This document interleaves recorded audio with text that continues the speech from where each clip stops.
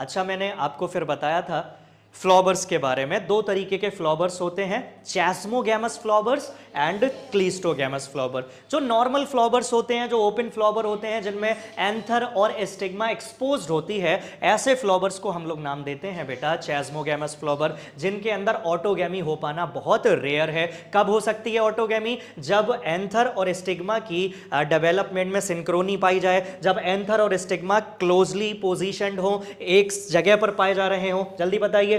Otherwise open flower में 100% autogamy possible नहीं है, क्योंकि हो सकता है कि किसी दूसरे प्लांट का पॉलिन ग्रेन आए और फ्लावर की स्टिग्मा के ऊपर आकर लैंड कर जाए। ठीक है, लेकिन दूसरे जो क्लीस्टोगैमस फ्लावर होते हैं बच्चों, क्लीस्टोगैमस फ्लावर, ये क्लोज्ड फ्लावर होते हैं, ये जनरली कभी भी खुलते नहीं हैं, ये हमेशा बंद रहेंगे, ये बड स्टेज में रहते हैं। तो बेटा एंथर और स्टिग्मा पास पास रहेंगे। क्या बाहर का कोई पॉलिन ग्रेन आ पाएगा?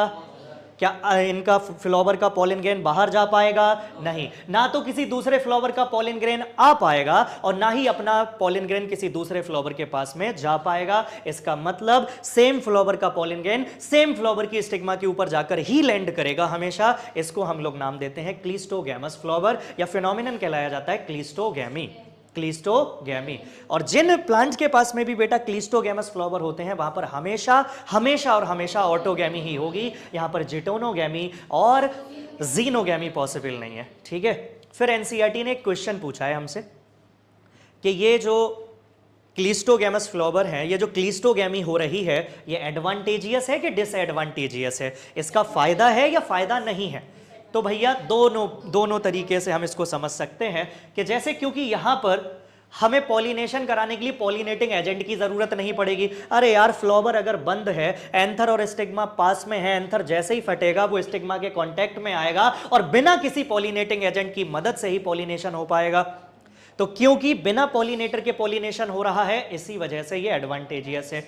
लेकिन डिसएडवांटेजियस क्यों है ये? क्योंकि सेल्फ पॉलिनेशन हो रहा है बार बार। Autogamy is the self pollination. अगर सेल्फ पॉलिनेशन होता रहा तो वेरिएशंस नहीं आएंगे, वेरिएशन अगर नहीं आया तो एवोल्यूशन होने के चांसेस कम हो जाएंगे। और ऐसा भी हो सकता है कि अगर 4 to 6 जनरेशन तक ये ऑटोगैमी होता गया तो इनका रिप्रोडक्शन करने की ताकत खत्म हो सकती है, इनका रिप्रोडक्टिव पोटेंशियल कम हो सकता है। फिनोमिनन कहलाया जाता है इनब्रीडिंग डिप्रेशन। क्या बेटा?